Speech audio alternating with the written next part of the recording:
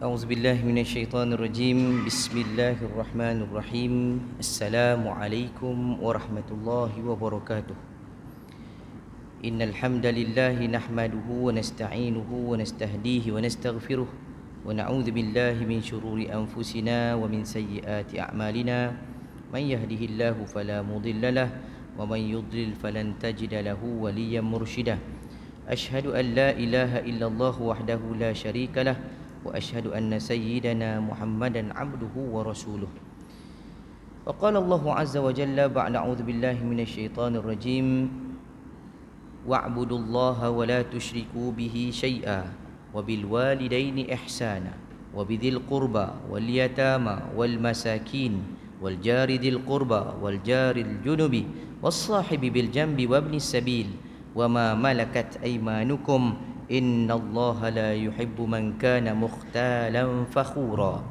صدق الله العظيم.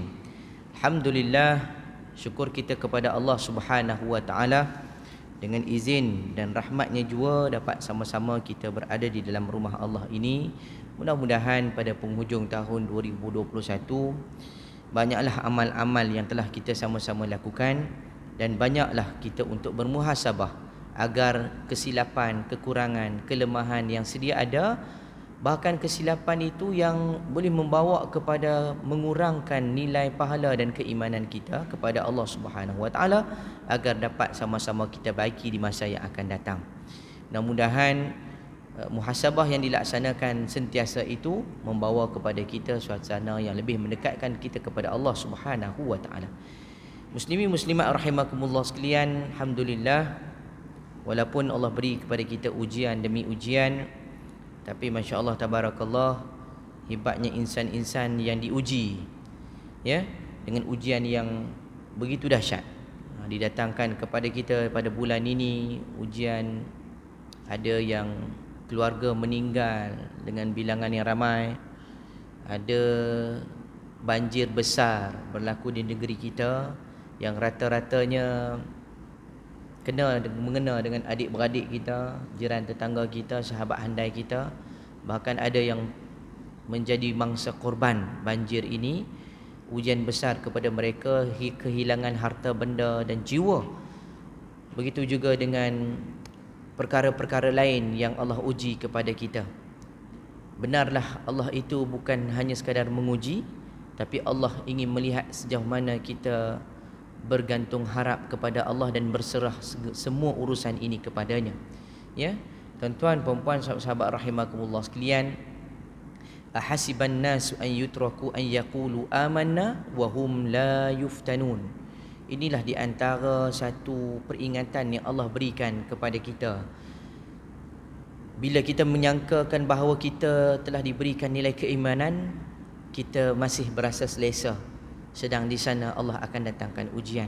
Mudah-mudahan tuan-tuan, sahabat rahimakumullah sekalian, di saat Allah datangkan ujian ini, terutama kepada diri kita dan kepada orang yang kita kenali, kata Nabi SAW, ma asaba musibatin, tidak ditimpa satu musibah itu kepada seorang muslim, melainkan dia akan menyatakan apa ma amarahullah, apa yang diperintahkan Allah untuk beliau menyatakan, iaitu inna lillahi wa inna ilaihi raji'un.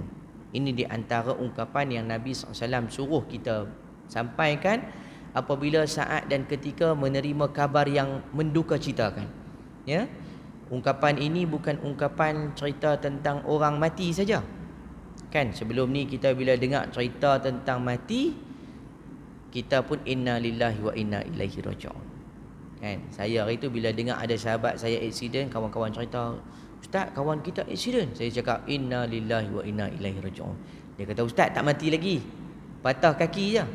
Kan kita kebiasaan inna lillahi tu meninggal terus, tapi ia adalah peringatan bahawa sesungguhnya kami ini milik Allah dan kepadanya jua kita akan kembali. Ini peringatan bersama bahawa setiap kita ni adalah milik Allah Subhanahu wa taala. Dan Nabi SAW menyampaikan lagi dan menyambung di antara doa dan satu pengharapan bila ditimpa dengan musibah, Nabi nyatakan bahawa Allahumma jurni fi musibati wakhluf li khairan minha.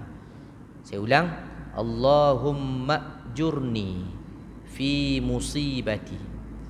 Allahumma jurni fi musibati. Ya Allah, berilah ganjaran pahala di atas ujian, musibah yang engkau timpakan kepada aku. Wakhluf li khairan minha, dan berilah ganti sesuatu yang lebih baik atas apa yang telah engkau timpakan kepada aku. Ini doa Nabi SAW, ya, disampaikan kepada Ummu Salamah. Tuan-tuan dan puan, sahabat rahimakumullah sekalian, apapun, mudah-mudahan dengan ujian itu sama-sama kita terus bermuhasabah. Baik, muslimin muslimat rahimakumullah sekalian, pada malam yang berbahagia ini, izinkan saya untuk berkongsi satu hadis Nabi kita Muhammad ibn Abdullah sallallahu alaihi wasallam. Pun begitu, dalam 2 hari lepas saya dalam Jumaat satu Ahad lepas, saya dapat berada bersama-sama dengan sahabat-sahabat kita di Bumi Kenyalang, turun dakwah di sana. Mereka kata rindu lama Ustaz Nabil tak main. Jadi saya pun pilah sana. Jadi mereka atuklah semua program bersama dengan masyarakat kampung dan juga pinggir bandar. Bandar ada di Masjid Jamek tu, masjid besar. Alhamdulillah, 3 hari itu memang penuh lah. Kuliah khutbah Jumaat, kuliah maghrib, kuliah subuh, kuliah duha, segala jenis kuliah lah. Kita pun turun, ya, sebab nak bersama dengan masyarakat kita di sana. Alhamdulillah tuan-tuan dan puan, sahabat rahimakumullah sekalian, tengok walaupun mungkin dia punya adat budaya tak sama macam di kita di Semenanjung, tapi dia punya sifat namanya akhlak Islam itu masya-Allah tabarakallah suka, ya, menyantuni kita, ikram, memuliakan kita sebagai tetamu. Pi mana makan nombor satu, kek lapis nombor 2, kek lapis. Jadi saya bawa balik itu, tak silap saya dalam 20 ke 30 kek lapis tuan-tuan. Hadiah buah tangan untuk ustaz ceramah, kek lapis, berlapis-lapis tuan-tuan. Ni nak abang kata orang kita ni masya-Allah sopan, santun, ikram ataupun ihtiram, menghormati, memuliakan tetamu kita yang datang daripada jauh, insya-Allah tabarakallah. Tuan-tuan, kebetulan pula saya pergi tu tempohnya sahabat-sahabat dan muslim ni dia menyambut hari Christmas. Jadi tuan-tuan, sahabat rahimakumullah sekalian, inilah bila kita pergi tu patutlah ramai orang nak balik sambut Christmas. Jadi dalam ceramah kita tu kita tak sebutlah bab Christmas, kita sambut cerita bab menghormati hak orang lain, cerita tentang perpaduan, cerita tentang inilah kita dalam masyarakat majmuk ni. Tiba-tiba ada satu soalan, dia tanya saya, "Ustaz, saya nak tanya soalan. Apa hukum kita ucap selamat hari Christmas dekat kawan-kawan?" Kan, kita di sini memang kadang-kadang jumpa kawan kita yang non muslim, kita bolehlah kadang-kadang mengelak kalau tak mau sebut kan. Tapi di sana rata-ratanya adalah non muslim. Jadi depa tanya tu sebab kami berdepan ustaz ni dengan kawan-kawan kita yang non muslim. Saya jawablah dengan mudah. Saya kata saya mengambil beberapa pandangan. Antaranya yang menyatakan bahawa dibolehkan dengan syarat kita nak menyambung silaturahim. Ataupun kita kata nak bagi, orang kata apa, bila kawan-kawan ni kita nak menghormati dia lah. Begitu. Lepas tu dia tanya, "Ustaz, bukan apa ustaz, saya tanya ni sebab ada satu video viral." Saya kata video viral, saya pun tak tengok. Dia kata video viral ni ustaz ni kata tak boleh sambut, bahkan bukan tak boleh sambut, tak boleh sebut ucapan selamat hari Christmas. Sebab dia kata selamat hari Christmas tu menyambut kelahiran anak Tuhan. Gitu dia jawab. Saya kata saya duk mengaji ni, setakat duk mengaji ni, pahaman golongan yang menyambut hari Christmas ni semata-mata dia kata hari yang dia rasa selesa sebab hari tu Santa Claus mai. Yang kita tahu Santa Claus lah. Tu dia tedok ni viral ni. Saya kata tak apalah, begini. Saya ambil pandangan daripada terutama Mufti Kuala Lumpur, Mufti wilayah. Kemudian ada lagi pandangan yang hampir serupa dengan pandangan disebut oleh Datuk Dr. Lokman. Begitu juga dengan mantan Mufti wilayah kita sebelum ni. Mufti Selangor saya rasa mungkin hampir sama sebab saya baca dia punya matan lebih kurang dia ada 3. Satu, harus. Harus ni apabila itu adalah sahabat kita. Makruh Kedudukan kedua makruh. Makruh ni tak semena-mena kita pergi sebut. Contoh pergi posting dalam Facebook, selamat hari Christmas. Tak pasal-pasal yang bibuh saya apa. Amboi, luku kepala. Contoh kan. Tak ada kena mengena pun dia bibuh, makruh. Haram ni dia pergi gereja, sebut dalam gereja. Dia pakai baju tu pula kan, baju Santa Claus tu kan, lebih daripada orang lain. Contoh. Jadi dinisbahkan bahawa kita dibolehkan dengan syarat untuk menghormati orang tu. Tapi pada saya, takat sebut selamat hari Christmas cukuplah. Jangan dia pula selamat hari Christmas nah, moga panjang umur, murah rezeki Allah Taala turunkan. Balik kampung jaga elok, baca bismillah, makan lu pagi. Tu dia, itu namanya ceramah. Bukan ucapan. Ucapan ni pendek ya. Sekadar untuk kita menghormati dia dan dia rasa appreciate lah kita tolong menghargai dia sebagai orang yang nak sambut hari raya bagi dia. Cukup. Apapun pandangan ulama sepakat bahawa kalaulah perayaan itu berunsurkan penyembahan, ibadat, sesuatu agama, tidak dibolehkan. Ya. Itu sikitlah cerita tentang sana kan. Tapi bayangkan tuan-tuan, kita kat sini boleh kata majoriti kita orang Melayu, cakap pandai. Pergi sana bayangkan kan. Kampung saya pergi tu dekat Serian tuan-tuan. Antara jauh perjalanan saya daripada Kuching tu saya pergi dekat apa panggil nama dia? Kampung Pulau Hile satu. Kemudian saya pergi Masjid Darun Naim. Jumpa Kelantan. Dan nama Darun Naim. Terkejut saya jumpa orang Kelantan. Bukan dekat jumpa orang Kelantan, jumpa belah orang utara banyak. Okey, contoh. Pihak paling jauh dekat Serian, Masjid Darul Ihsan. Jauh tuan-tuan, ya, dekat sejam dalam 70 km, lebih kuranglah perjalanan saya tu. Tapi dia kata kampung kami ni kecil sebab minoriti adalah orang Melayu kita. Melayu Islam ni sikit. 90% Bidayuh dan bangsa lain lah. Tapi Masya Allah, dia kata ustaz sini hidup harmoni. Dia kata bagus, Masya Allah, tabarakallah. Benda itulah saya kata yang susah nak dapat dalam masyarakat kita. Tahniah sahabat-sahabat kita di bumi Kenyalang, Sarawak dan Sabah. Kita doakan mudah-mudahan subur bahagia kehidupan dengan penuh nilai perpaduan. Kita di sini pun sama, cuma kita nak kena semarakkan lagi. Tuan-tuan, saya nak bawa apa benda yang saya dapat ketika saya berada di bumi Kenyalang. Berdasarkan kepada satu hadis Nabi SAW. Tadi tu selingan je cerita tadi tu, selingan tentang soalan tu, selingan je. Kan? Sebab saya tengok banyak benda lain yang saya boleh puji lah mereka tuan-tuan. Sebagai contoh pernah dulu kot saya cerita. Di sini ke di mana? Saya pernah cerita dulu. Kalau di Kuala Lumpur, bagi contoh kan, satu masjid boleh kumpul jumlah kutipan sumbangan untuk hari solat Jumaat lah kita kata. Kan? Paling tinggi di wilayah persekutuan pernah dicatatkan sejumlah RM30,000. Masjid mana tuan-tuan?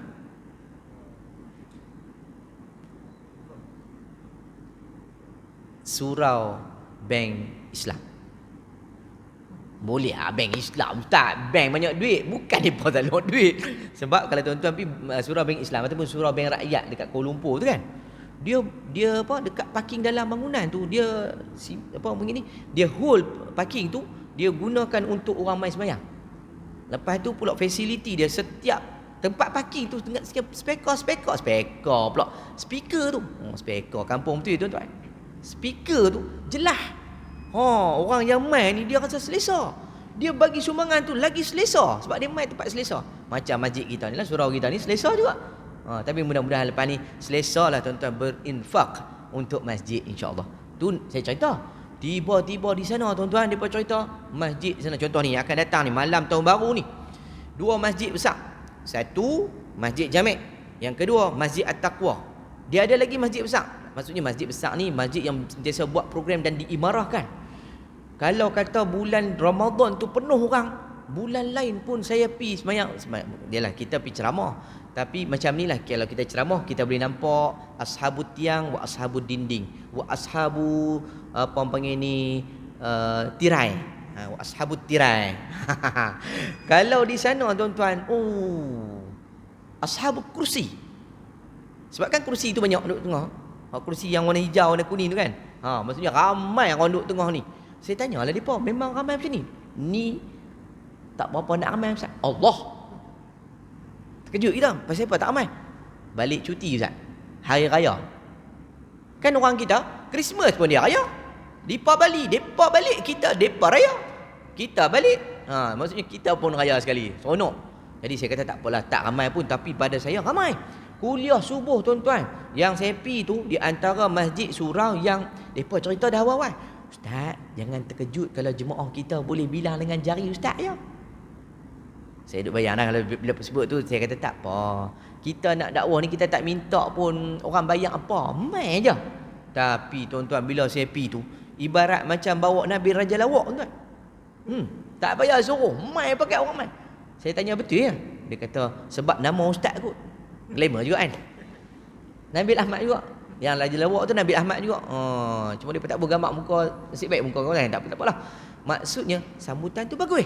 Tuan-tuan, puan-puan, sahabat rahimakumullah sekalian. Bila lepas cerita, saya cerita tentang sumbangan ni di sana, rupanya tuan-tuan, di antara masjid-masjid besar ni yang saya sebut tadi, nama-nama ni, masjid ni memang aktif tuan-tuan. Antara lagi Masjid Allahumma salli Al-Ghazali, yang mana masjid ini adalah di antara sumbangan daripada keluarga yang menjadi mangsa MH17. Yang meninggal satu keluarga. Meninggal satu keluarga tuan-tuan. Isteri, suami, sebab mereka kerja di sana, di belah sana tu, Moskow tempat yang terbang awal Moskow kan. Anak dia mengaji Kuala Lumpur. Anak dia tu dah tahun akhir balik, teman mak dia pergi ke Moskow, nak balik sekali, nak bercuti lah, kira bercuti akhir baru nak balik, meninggal sekali. Semua tak ada tuan-tuan, disimpan dalam satu liang lahat. Mak dengan anak sulung liang lahat pertama, lepas tu ayah dengan anak dia yang kedua liang lahat dengan kedua ke ketiga, lepas tu baru anak yang terakhir. Tapi cerita oleh ahli keluarga, dia kata apa, saya ustaz bila tengok mereka tak bagi tengok jasad, pengurusan kita di sana hanya membenarkan pengecaman melalui gambar, ya. Sebab betul bila tengok tuan-tuan, Allah, dia kata tu, saya sendiri pun saya tak sanggup. Sebab dia kata ada seorang pramugari kot, dia kata suami dia datang, ni cerita betul lah, hanya dapat jumpa, tak silap saya, sebelah tangan ke sebelah kaki. Allahu Akbar. Sedih kan? Dengar tu sedih. Bayangkan orang nak terima hakikat tu. Tu dia cerita. Jadi dia cerita anak menakan dia pergi tengok, hanya tengok muka tu macam dia tengah tidur. Allah, saya kata surga lah. Yang mereka dapat pampasan tu berapa juta kan, dia guna untuk buat masjid tu. Allah, cantik tuan-tuan. Saya puji, saya kata kalaulah orang ada macam ni di Malaysia lebih ramai, banyaklah jiwa-jiwa yang hebat yang Allah ni bagi kepada kita, rakyat kita yang makmur ni. Mudah-mudahan. Jadi tuan-tuan, puan-puan, sahabat rahimakumullah, tu cerita pengalaman. Tak masuk tajuk ni tuan. Allah, dia kona panjang, seronok. Bukan senang pergi 3 hari, memang penat tuan-tuan. Bayangkan baru nak lena kuliah subuh. Kuliah subuh pukul 4. Dah bangun dah. Pukul 5 subuh. Sana awal kan. Allah, baru nak lena. Semalam dia pun bawa pergi makan nasi biryani, nasi Arab lah. Kita tu dia balik main dah naik 1 kilo 2 dah. Seronok tuan-tuan. Baik. Bila saya tengok keadaan yang baik ini, saya nak bawa kepada tuan-tuan dan kita sama-sama hayati. Berdasarkan satu hadis Nabi yang tuan-tuan dan puan-puan juga pernah dengar. Berkenaan dengan yang disebutkan oleh Nafi' bin Abdul Haris Al-Khuzai radhiyallahu anhu daripada Nabi sallallahu alaihi wasallam menyebut bahawa salasu khisal min sa'adatil mar'il muslim. 3 bentuk kebahagiaan bagi seorang muslim yang hidup di dunia ni. Kita pernah dengar hadis ni. Cuma saya nak bagi tuan-tuan kita luahkan sikit fahaman. Kata Nabi sallallahu alaihi wasallam, yang pertama ialah al-maskanul wasi'. Dalam satu riwayat. Yang kedua al-jarus salih, dan yang ketiga al-markabul hani. 3 benda. Ada riwayat lain yang menyatakan bahawa yang pertama al-jarus salih, yang kedua al-maskanul wasi', dan yang ketiga al-markabul hani. Apa maksudnya tuan-tuan dan puan-puan? Nabi sebut bahawa 3 bentuk kebahagiaan itu. Pertama ialah al-jarus salih, jiran yang salih. Yang kedua al-maskanul wasi', rumah yang luas. Dan yang ketiga al-markabul hani, kenderaan yang selesa. Nabi sebut kepada kita ini hakikat jiwa seorang manusia biasa. Jika tidak percaya, cuba tuan-tuan tanya. Tuan-tuan bahagia ada rumah yang besar? Ya. Tak rumah besar, mungkin rumah sendirilah. Kan? Apartment ke, flat ke, teres ke, bungalow ke. Kan apa-apa pun tak kisahlah. Rasa selesa tak? Selesa sebab kita tengok ada rumah sendiri. Kalau aku mati, bini ada tempat selamat, tempat untuk berlindung, dan keluarga kita pun ada. Kan? Kalau tengok kenderaan, al-markabul hani, kenderaan yang selesa. Walaupun tak pakai MERS, kita pakai Kanch pun selesa tuan-tuan, bunyinya sama. Cuma laju je tak sama. Dia tak tahu hak yang insurans, road tax pun tak sama. Boleh tahu pakai tak, kalau pakai yang tu. Contoh. Kan? Tapi tuan-tuan ni semua hebat-hebat. Masya-Allah, tabarakallah. Ya. Nak sebut, Nabi sebut kepada kita benda tu memang antara kesukaan kita sebagai manusia. Ya, hakikatnya manusia suka kepada benda yang boleh nampak dengan mata dan boleh kita nikmati ketika hidup.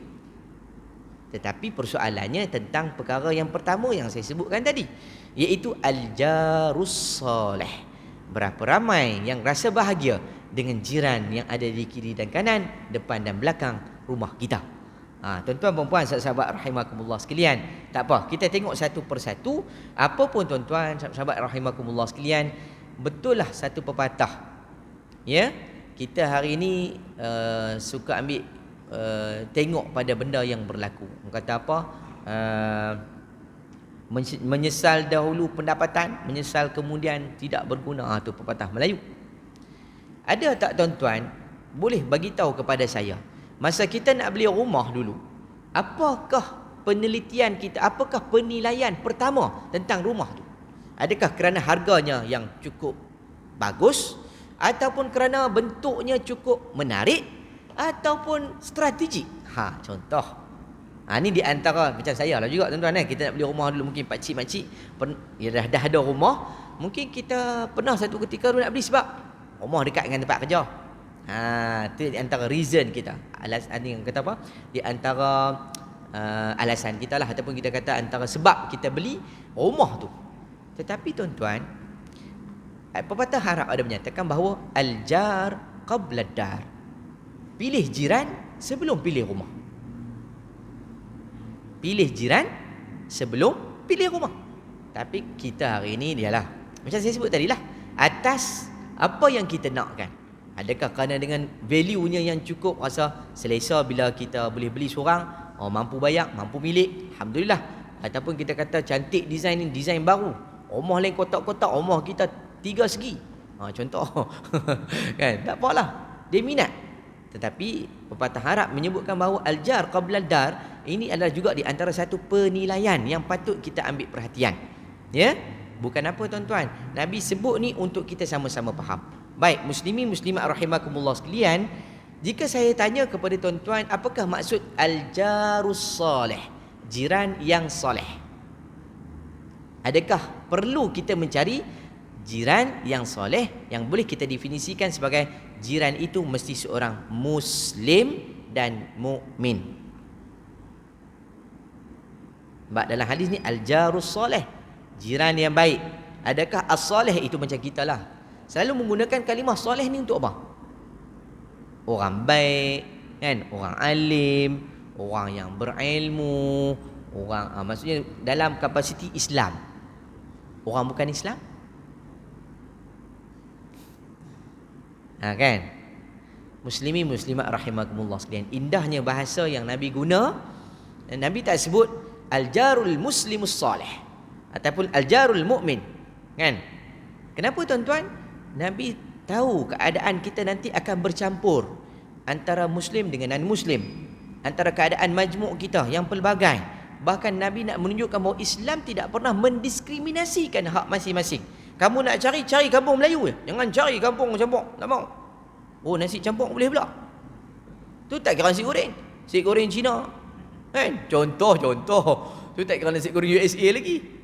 Dah lah USA kapiak, contoh. Geram sungguh kan nak bohong USA kapiak ni. Tuan-tuan membuat sahabat rahimakumullah sekalian, inilah dia bahasa yang Nabi guna yang cukup cantik, nak menunjukkan bahawa tidak ada diskriminasi bangsa ataupun agama, tetapi yang penting dia adalah soleh. Soleh ni baik, bukan hanya sekadar baik, kita jamin kepada dia, dia boleh jamin pula kepada kita tentang keamanah ke, tanggungjawab ke. Kalau kita tinggal rumah, dia tak masuk merompak, kan? Kita tinggal bini lawa, Dia duduk tengok-tengok. Contoh, jangan marah pula. Ustaz, kami dah 50 tahun kahwin dah ustaz. Kan? Tak apalah, cantik juga. Kan?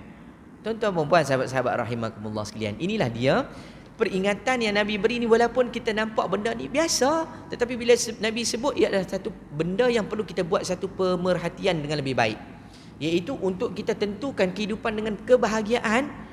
Kadang-kadang kita tak sedar, kita rasa selesa bukan kerana dengan rumah saja, tapi orang di keliling rumah kita. Yang kita balik, orang angkat tangan, kan? Yang kita balik, orang tengok siapa, Assalamualaikum, baru balik ke, kan? Baru balik, kita tengah balik letih, orang dia tengok kita. Hilang saat saya tengok. Tu bini tak tengok lagi. Kan? Bang nak makan apa bang? Oh, weh, tak kahwin dah buatnya. Ni balik masak sendiri, buat ayak bancuh 3 in 1 kan. Tanya kiak kopi, 3 in 1 dapat. Ni pun kita pun ambil borang isi. Nak tambah 2 laju. Tuan-tuan dan sahabat rahimakumullah sekalian, nampak tak yang Nabi sebutkan kepada kita ini untuk kita lihat. Namun saya nak bawakan ayat yang saya baca tadi dalam surah An-Nisa ayat 35. Allah nyatakan dengan jelas tentang keadaan kita sebagai seorang muslim dan mukmin ini, apa yang perlu kita buat. Kata Allah, wa'budullaha wa la tusyriku bihi syai'a. Dan sembahlah Allah, tunjukkan nilai ibadat kamu semata-mata untuk menyembah Allah Ta'ala, wala tusyriku bihi syai'a, dan jangan kamu syirikkan, jangan kamu mempersekutukan Allah. Kemudian kata Allah dalam ayat yang sama, wabil walidaini ihsana, hendaklah kamu melakukan atau berbuat baik kepada kedua ibu bapa kamu. Dalam satu ayat Allah suruh kita buat benda yang nampak berbeza, tapi konsepnya taat. Beriman, taat pada Allah. Buat baik kepada mak ayah, taat kepada mak ayah. Kemudian kata Allah lagi, wabil walidaini ihsana wabidhil qurba wal yatama wal masakin. Kedudukannya buat baik kepada mak ayah, buat baik kepada qurba, ahli kerabat, kaum kerabat, adik-beradik kita. Kemudian pula buat baik kepada masakin, orang miskin, wal jaridil junubi wal jaridil qurba wal jaridil junubi. Kata Allah, buatlah baik juga kepada jiran yang dekat maupun jiran yang jauh. Menunjukkan bahawa ayat ini memberikan penekanan, sebaik-baik kamu buat kebaikan kepada mak ayah, kepada orang anak yatim, kepada orang miskin, kebaikan juga yang sama kamu kena buat kepada jiran kamu. Tak boleh kita pilih-pilih. Oh, dia orang kaya, kita tak boleh bagi kat dia, kita tak boleh bagi makanan kat dia, kita tak boleh tegur siapa. Tak boleh tuan-tuan, kita tak boleh pilih. Kalau tuan-tuan perasan, dulu ada pernah satu kes, dulu-dululah masa saya kecil dulu ni, kes buah mempelam, tak silap saya, pokok mempelam tu, pokok mempelam pula, pokok mangga. Kampung saya kata mempelam. Pokok mangga, dia punya dahan dia tu masuk ke pagar rumah sebelah. Lepas tu dia punya, kan kalau pokok mangga ni dia ada getah tu. Jadi getah, tak silap saya lah, getah ke buah ke masuk ke dalam pagar rumah sebelah tu. Jadi dia mengotorkan lantai kawasan rumah. Bergaduh dua orang ni, dan dua orang ni adalah di antara tokoh terkenal jugalah kita di tanah air kita satu ketika dulu. Tuan-tuan dan puan, sahabat rahimakumullah sekalian, inilah kadang-kadang benda namanya adabul jiran. Adab dalam kita berjiran ni kena jaga. Ni di antaranya. Saya nak bawakan ayat ini untuk kita lihat bahawa Allah suruh kita buat baik kepada mak ayah, jangan lupa kebaikan yang sama juga perlu kita beri kepada ahli keluarga kita dan juga jiran tetangga yang dekat maupun jauh. Baik, tuan-tuan sahabat-sahabat rahimakumullah sekalian, ada juga hadis Nabi yang menyatakan bahawa man kana yu'minu billahi wal yaumil akhir falyuhsin ila jarih. Barang siapa yang beriman kepada Allah dan hari akhirat, hendaklah dia melakukan kebaikan kepada jirannya. Tuan-tuan dan puan, sahabat-sahabat rahimakumullah sekalian, maka bertitik tolak daripada al-jarus soleh, kena buat baik ni tuan-tuan. Saya bawa contoh. Kita pernah dengar kisah Nabi SAW kan, dengan orang Yahudi, kisah jiran. Dia sapu sampah, dia tolak biar rumah Nabi kan. Nabi buat apa? Nabi bersih balik, Nabi senyum. Sampai satu masa dia sakit, Nabi pergi teguk, Nabi pergi ziarah kan. Ni Nabi SAW. Tuan-tuan, ada juga satu kisah lagi di antara ahli sufi, namanya Malik bin Dinar. Ya, ni di antara ahli sufi yang baik, masya-Allah tabarakallah. Dia berjiran dengan seorang Yahudi. Oh, memang kalau kita ni kalau bergaduh dengan orang yang kita tak puas hati ni, hang ni macam Yahudi. Oh. Padahal tak pernah jumpa pun Yahudi tu. Nak abang Yahudi lah paling jahat kali di muka bumi. Kan? Malik bin Dinar berjiran dengan Yahudi. Tuan-tuan dan puan sahabat rahimakumullah sekalian. Apa yang berlaku ialah Yahudi ni bina jamban. Jamban pula.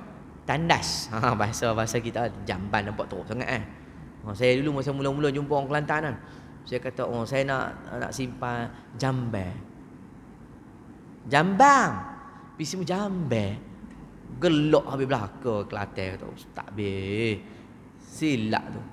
Jamban tandas. Ni jebel. Oh silap jebel. Jambang ni jebel bahasa Kelantan. Baik, tuan-tuan dan sahabat rahimakumullah. Dia bina tandas dan saluran najis itu dia bina terus direct ke rumah Malik bin Dinar. Lagi jahat tuan-tuan. Kan? Malik bin Dinar ni orang baik. Yahudi ni bina rumah. Kalau kita sebut apa? Lubang najis tu lah. Straight rumah orang tu. Rumah Malik bin Dinar ni. Bayang tuan-tuan, Allah, kita kucing berak depan rumah. Tak cerita lah, bukan taik manusia pun, taik kucing je pun. Kan? Tak boleh tidur dalam semalam. Tu kalau terpijak masuk rumah, memang malam tu pakai perfume apa-apa memang tak boleh lawan. Kan? Ni najis. Tuan-tuan, bayangkan apa yang berlaku pada Malik bin Dinar. Dia ambil cuci najis-najis tadi. Allahu Rabbuna. Kan? Sehingga dikabarkan tak ada satu ketika pun najis tu sampai masuk ke rumah Malik bin Dinar, melainkan Malik bin Dinar ambil dan bersihkan. Allahu Akbar. Akhirnya Yahudi tadi memang tewas dengan apa yang dibuat sebab dia nak uji. Dia kata, aku nak tengok orang Islam ni tahap mana kesabarannya. Sehinggalah dibuktikan kepada Malik bin Dinar. Bahkan Malik bin Dinar membuktikan bahawa dia bukan hanya sekadar menjadi sahabat yang baik, jiran yang baik. Dia tunjuk contoh. Apabila dia balik rumah, dia beli barang ataupun dia dapat barang, dia akan singgah ke rumah Yahudi tadi, dia akan kongsi apa yang dia dapat. Kita hari ni dapat tuan-tuan, ada nak kongsi. Saya selalulah kalau ceramah, ustaz, makan ustaz. Tak apa, saya tak ada nak balik. Ustaz, kita ada 2 bungkus. Balik-balik jiran kiri kanan ada 2 rumah.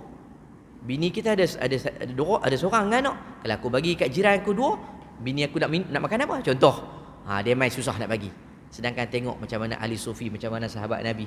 Bahkan Nabi sendiri sallallahu alaihi wasallam, bila kita dengar cerita tuan-tuan, dia dapat benda yang namanya sedekah. Nabi terima, Nabi ambil, tapi Nabi tak ambil hak milik.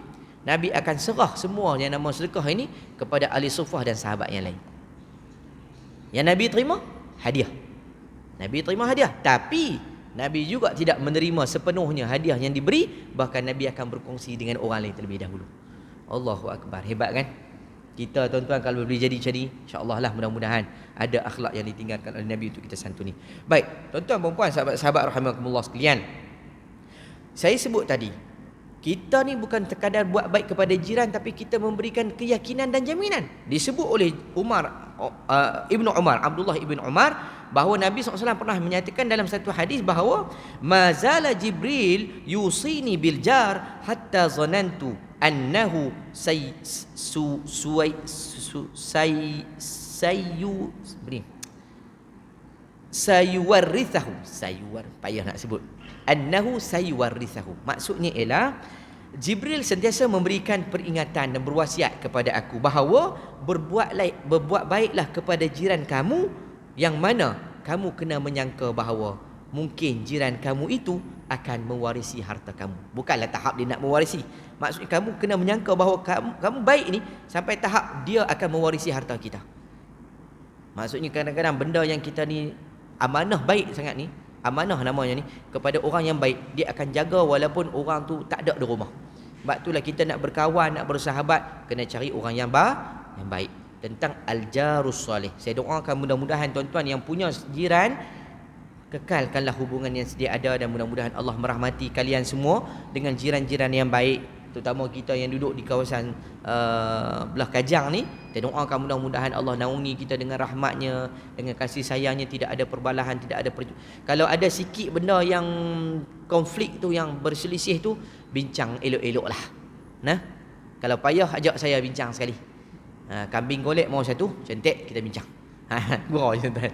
Baik, muslimin muslimat rahimakumullah sekalian. Itu yang pertama berkenaan dengan al-jarus soleh. Nak cerita panjang tuan-tuan, al-jarus soleh ni banyak. Ya, sehingga mana Nabi SAW memberikan peringatan bahawa dalam satu hadis yang sahih, hadis ini dalam riwayat Muslim, kedudukan hadis ini sahih. Nabi sebut apa? La yadkhulul jannah man la ya'manu jaruhu biwa'iqihi. Kata Nabi SAW, tidak akan masuk syurga orang yang buat jirannya tidak merasa aman dengan gangguannya. Tuan-tuan, sahabat-sahabat rahimakumullah sekalian, masa mula-mula saya pindah rumah dulu. Rumah tu banyaknya, tuan, rumah dia banyak sewa. Ada satu rumah dekat dengan rumah saya ni, tuan-tuan. Dia mungkin memang keluarga karaoke. Keluarga karaoke. Dari pagi subuh. Kita dengar tu ingat kuliah subuh kot. Kan, awal-awal pagi. Demi negara yang tercinta. Oh, pagi kita pun ingat, oh dia pun macam lagu negaraku. Tak apalah. Sampai tengah malam tak berhenti.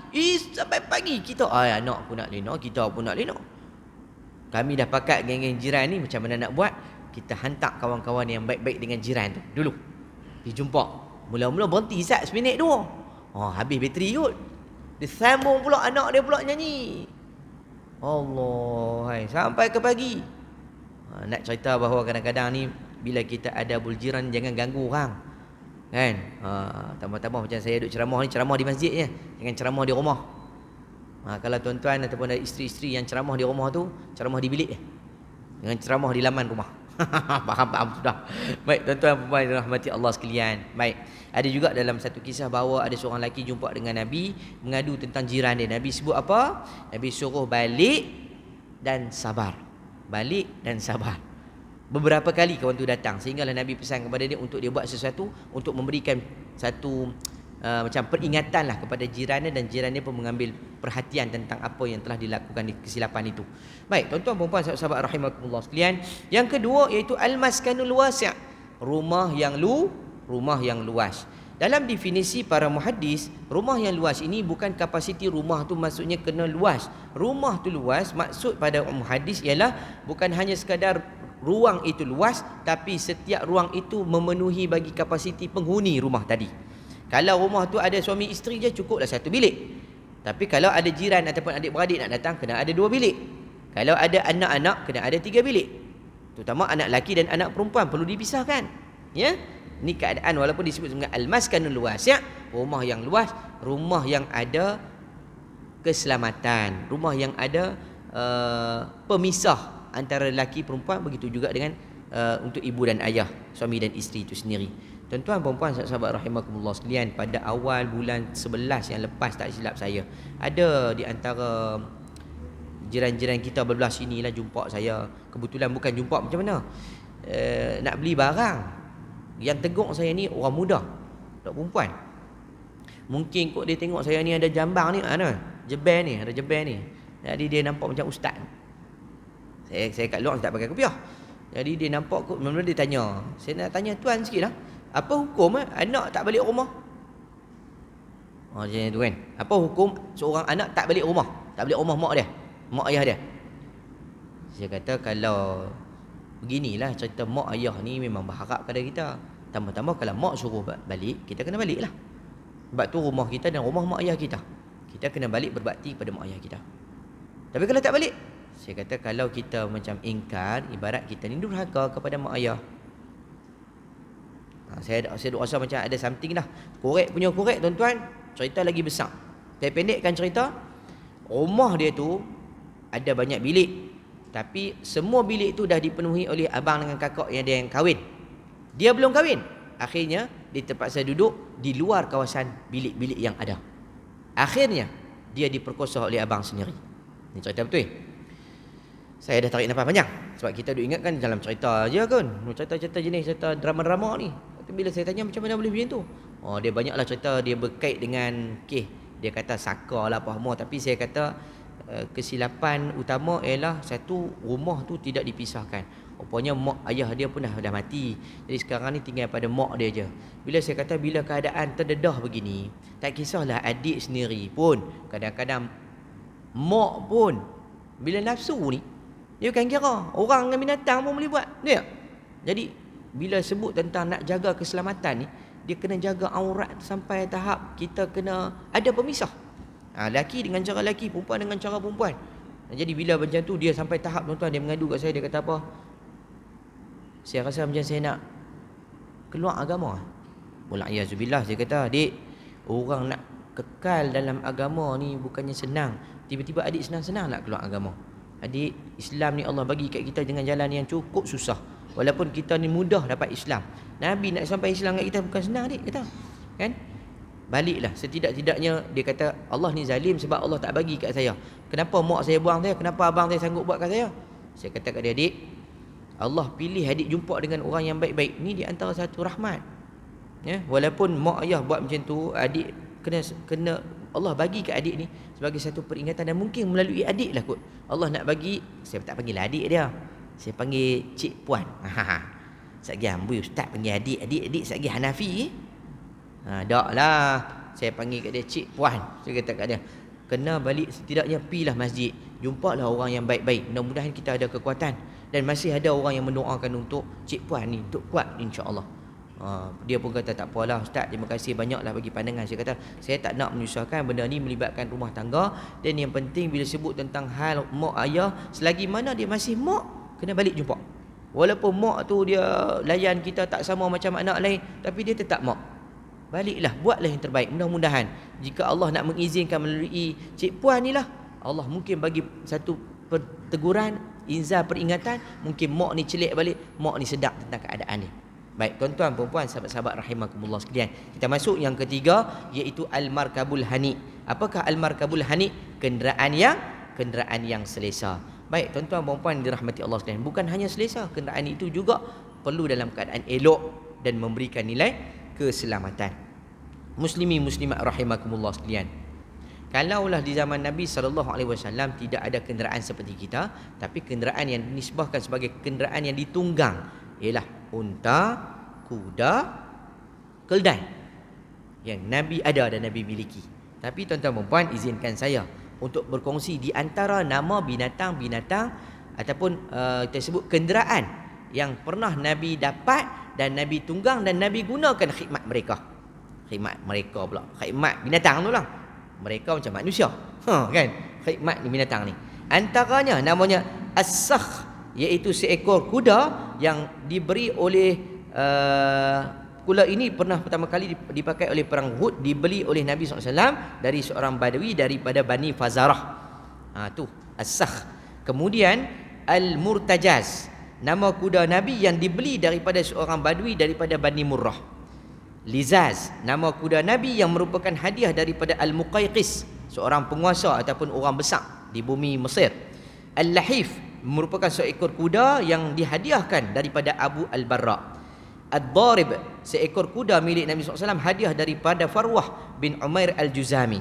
Al-Ward adalah nama kuda Nabi SAW, hadiah daripada Tamim Ad-Dari, dan kuda ini kemudian diberikan kepada Umar ibn Al-Khattab. Itu di antara nama kuda, 6 ekor nama kuda yang Nabi pernah tunggang. Dan kesemua ni boleh dikatakan, kecuali yang pertama tadi Nabi beli, hak lain tu Nabi dapat hadiah. Saya beli satu kereta, belum dapat hadiah, duk tunggulah kan, sajalah. Kalau tak dapat kuda pun ambil hak lambang kuda pun jadi bagi saya. Clear tuan-tuan. Pereh masuk sini, perang. Apa? Mustang, Ford Mustang kan. Kuda kemak kuda. Jadilah tuan-tuan. Kalau siapa nak hadiah lah. Saja bila kereta pergi tuan-tuan. Baik, seterusnya bukan dekat kuda, Nabi juga ada bighal ataupun baghal, ataupun kita sebut apa? Keldai. Antaranya ialah duldul. Ni nama baghal Nabi, hadiah daripada Muqayqis, haiwan yang lahir daripada perkahwinan antara kuda dan juga keldai, bighal. Fidadah, nama bighal milik Nabi, hadiah daripada Farwah bin Amr. Ufair adalah nama keldai milik Nabi, hadiah daripada Muqayqis. Ya'fur, milik keldai namanya, yang bernama pemilik keldai ini adalah Ya'fur sendiri. Okey, itu nama keldai.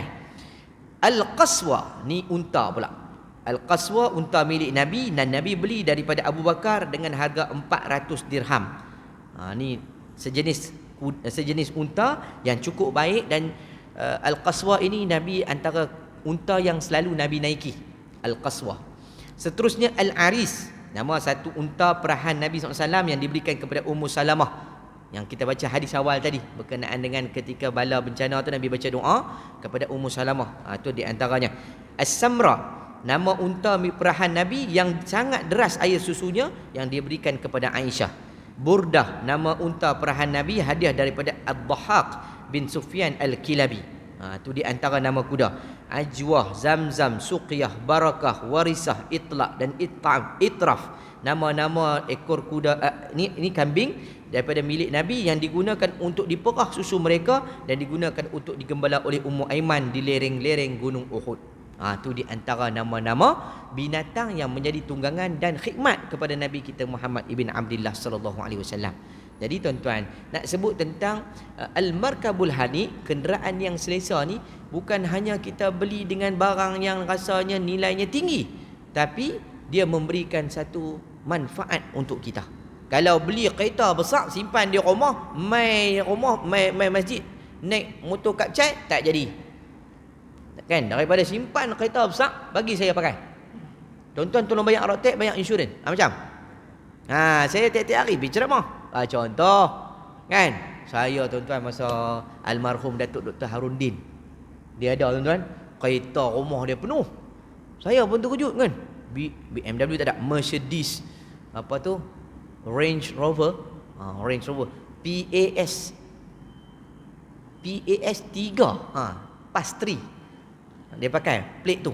Saya tengok, akan beli. Dia kata tak, ni orang bagi dia guna. Ni nombor ni beli daripada China Pulau Pinang. Berapa puluh ribu plate tu semata-mata nak bagi Datuk Harun naik pakai dekat Range Rover tu naik. Sepanjang dia pakai tu, maksudnya dia berkhidmat tu, dia guna penuh. Kalau nak servis, depa selenggara, touch and go, depa top up. Ada masalah bagi tahu saja. Saya duduk tunggu jugalah. Kok ada tak apalah, lepas insya ni kok lepas ni ada siapa-siapa PM lah. Tapi kita berhenti saat bagi laluan ke azan. Nanti kita sambung sikit lagi penutup pada perbincangan kita pada malam ni insya-Allah. Wallahu a'lam. Muslim muslimat rahimakumullah sekalian, secara kesimpulannya apa yang boleh kita ambil pengajaran daripada ketiga-tiga fokus kebahagiaan yang disebut oleh baginda Rasul sallallahu alaihi wasallam tadi ialah sebagai orang muslim, pertama perlu menilai kedudukan kita sebagai seorang jiran yang baik. Bukan hanya mengharapkan jiran saja berlaku baik, tapi apakah yang telah kita lakukan untuk jiran-jiran rasa selesa dan aman dengan kita. Itu persoalan untuk diri kita sendirilah. Bukan hanya kita hari ini bersandarkan kepada benda tu. Macam juga tuan-tuan dan puan-puan, jiran saya bila saya duduk rumah tu, baru saya tahu rumah saya berdepan tu selang dua rumah. Belah kiri ni India, belah kanan saya ni ujung sikit Cina. Jadi bercampur semua, ada India ada Cina kan. Jadi time Dipa Bali meriah lah. Time Cina tak cerita lah, gerbang-gerbung sama jugalah. Time hak kita pun lebih kurang juga tu, contoh orang pun kita raya kita kan, sepanjang malam qiyamul pula, malam duduk tarawih tu, duduk tontam kan. Tak apa tuan-tuan puan sahabat rahimakumullah sekalian. Sampailah satu ketika tu kata, bila kita berjiran ni, sampai jiran ni tahu tentang apa yang kita rasa. Sebagai contohnya kan, kalau kita ni macam saya ni, kalau selalu pesan kat rumah, apa-apa yang kita ada buat hantar kat rumah jiran, hantar semua sama kan. Sampai bila kita hantar kat orang geng apa ni, keluarga India ni, orang rumah kata daging-daging ni boleh hantar.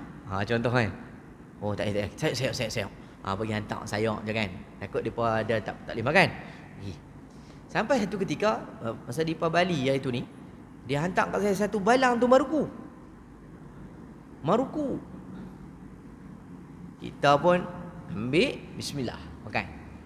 Orang rumah terkejut, bang. Tapi kat dalam, kat luar rumah, kat dalam, bang, boleh makan Maruku? Saya tengok balik, tak boleh.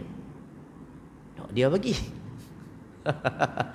Kalau rasa tuan-tuan lah tiba-tiba yang dapat ni daripada sahabat ataupun jiran kita yang non-Muslim lah, dia bagi Maruku, tuan-tuan makan tak? Ya, balang tu mana ada tulis halal jakim. Makan. Betul. Makan je kan. Kaedah fiqh dah menyebut bahawa al-yaqin la yazalu bisyak. Bila kita yakin benda tu, hilanglah syak tu. Betul tuan. Tu kaedah bila saya tengok pada Datuk Harun. Yang kedua, kita mengaji di luar. Bila belajar dengan masyayikh ni, benda kita mengaji ialah bila nampak daripada orang bagi tu satu hal.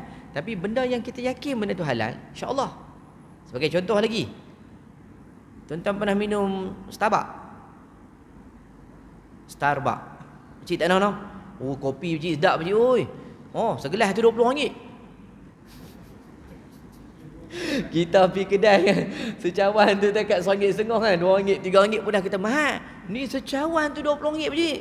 Allahu akbar. Tapi hak tu orang muda apilah ni cari tak. Bau kelas pakcik dia kata. Takat makan kat kedai kopi tepi jalan tak jadi. Nak meeting walaupun 5 minit, Starbucks. Bau kelas dia tak kelas. Saya 2-3 kali dia orang panggil pergi Starbucks, saya tak tahu nak jamu apa. Saya kata tak ada kopi. Ada ustaz, tak kopi pun ada. Strawberry lah apa semua tu. Mah, ambil lah RM20 satu cup tu. Okey. Kalau tuan-tuan perasan, dia ada tak sedia halal? Lepas tu pakat duk, ustaz tak boleh ustaz. Tu yang viral Datuk Zahzan dulu ni. Tu viral banyak kali dah berkenaan dengan tu, ya. Dia masih dalam proses katanya, belum dapat. Tak apalah, yang pentingnya kalau kita yakin benda tu halal, baik minum lah.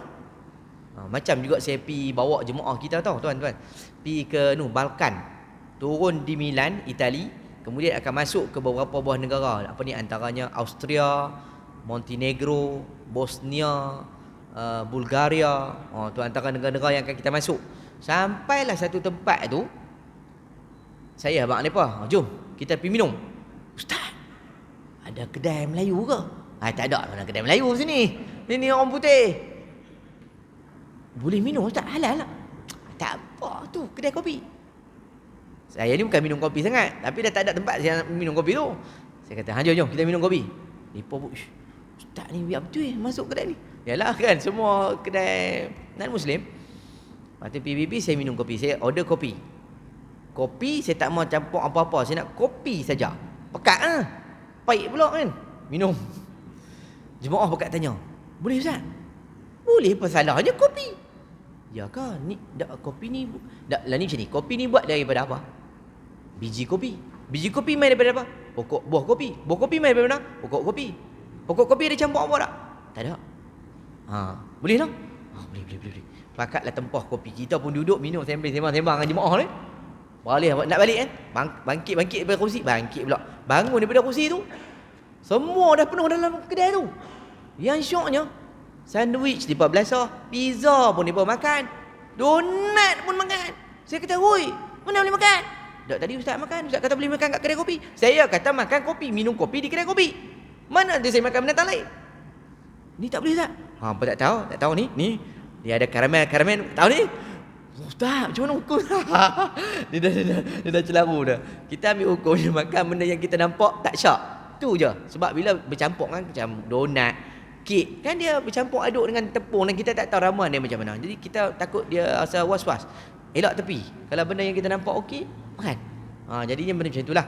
Nak sebut tentang bila Al-Jarus Salih ni, patah balik cerita kita tadi, bila kita yakin dengan sahabat kita tu, dia pun akan kenal kita tu apa yang dibolehkan, apa yang tak boleh. Takkan dia nak bagi kita kuih apa, kalau orang Cina apa, kuih cahaya bulan. Kalau India saya belum dapat lagi. Dulu saya pergi ni, saya pergi perayaan Pongal. Tahu Pongal tuan-tuan? Apa orang panggil tanak nasi tu. Kalau orang petani lu, dia tanak nasi, dia buat majlis macam kesyukuran lah agar tahun tu padi akan tambah lagi.